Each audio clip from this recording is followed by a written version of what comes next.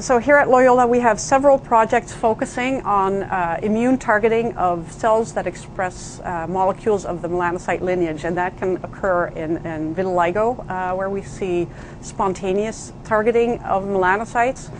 leading to autoimmune disease, but we also have research where we try to develop vaccines to more actively target cells of the melanocyte lineage that malignantly transform, as in melanoma. We think that vitiligo is an autoimmune disease that involves skin infiltration by cytotoxic T lymphocytes, and upon entering the skin and coming in touch with their particular antigen that they recognize, which is part of the melanocyte, that leads to the elimination of pigment cells forming the pigment in the skin, and for that reason that ultimately leads to progressive depigmentation of the skin, and that's the phenotype that we know to be vitiligo. Teflon tubing, and we can actually cut these into what are termed bullets, which contain DNA encoding the DNA of choice. We then use gene guns, which is a technique in which the bullets are inserted and rapidly fired into the skin of the mice, and we can then assess the expression of these proteins by looking at depigmentation. So to assess depigmentation in mice, we rely on a flatbed scanner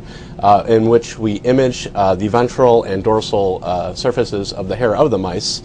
We do this both pre and post vaccination, so this is done over time so we can actually see a depigmentation response occur.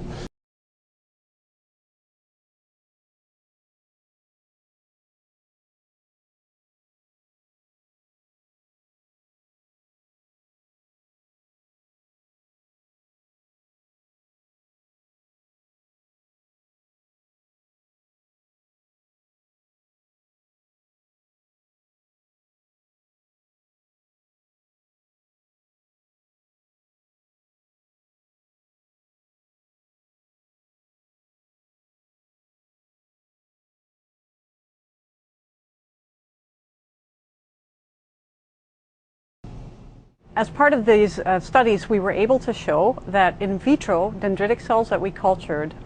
would not be activated if we included an antibody to a heat shock protein 70. And we followed up in vivo by vaccinating mice that lacked heat shock protein 70, and were able to show that in that case there was no depigmentation occurring. Furthermore, we were able to show that in a transgenic mouse model that spontaneously develops vitiligo, that heat shock protein 70 as and of itself was sufficient to induce the depigmentation response. In conclusion, with this particular manuscript, we were able to demonstrate a unique and non-redundant role for inducible heat shock protein 70 in precipitating the autoimmune disease vitiligo, which will hopefully set us up for the development of therapeutic strategies to target this disease.